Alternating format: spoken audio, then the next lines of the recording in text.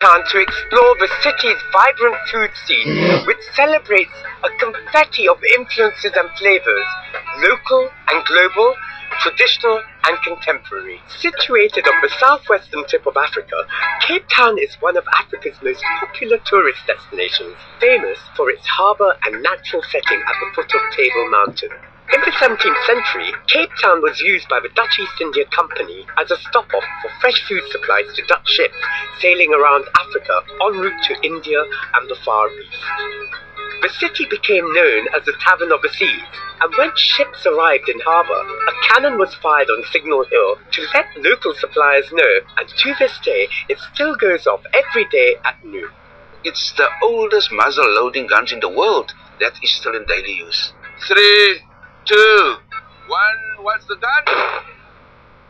I felt the impact right there. What an introduction to Cape Town. And I've headed down Signal Hill for another taste of history to Bobotie, which used to be known as the Malay Quarter, and the founders of a community were enslaved Javanese, transported from Southeast Asia by the Dutch East India Trading Company. Some of the original settlers' culture and traditions are still alive and kicking today.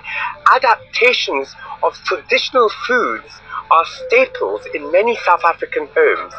Historically, Cape Town had strong links with the spice trade, and this heritage and influence on cuisine survives today. My nose has led me to one of the oldest spice stores in the area, run by Wanob Ahmed. I can smell the spices from outside.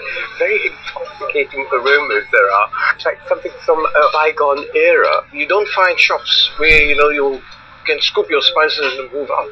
It's more the supermarket type, so we still kept the old way of doing business. Has Indian food influenced the way the Malayans cook? Obviously, the Malays used to work basically for the Indians. Right. And that's how the Indian cooking came into the Malay. So it's a convergence of the Indian and the Malayan style of cooking, which has created its own cuisine, which is Cape Malayan cuisine. That's correct, yeah. Fascinating. Really amazing. Cape Malay cuisine, as it is known, is celebrated at some of the best restaurants in the city, and I'm off to meet a chef at one of these fine dining eateries to find out more.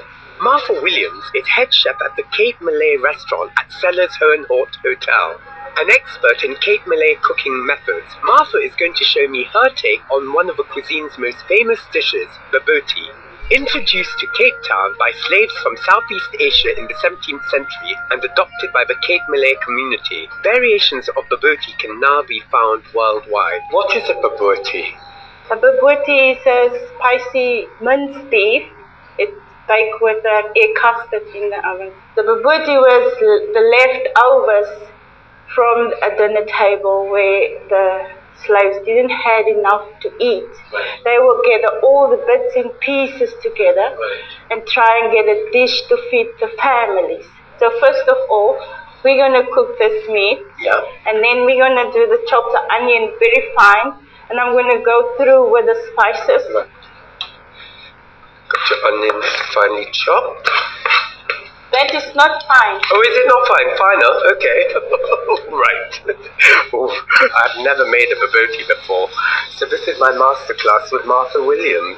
So you're sort of using bread to bind it? Yes. Strain the juice on top of that. The bread will soak up all the juices from the meat. Okay. From the meat.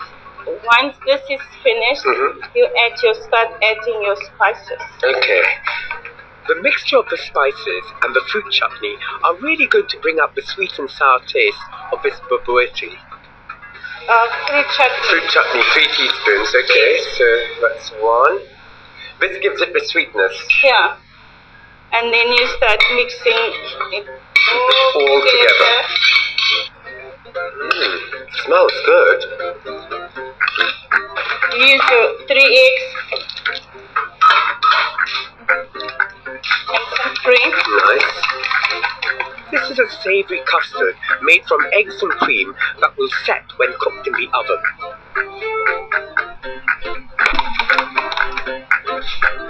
Okay.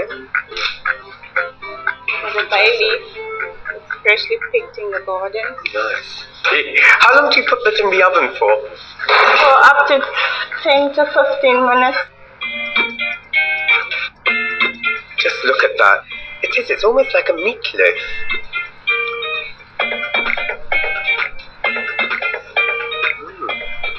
It's lovely and moist.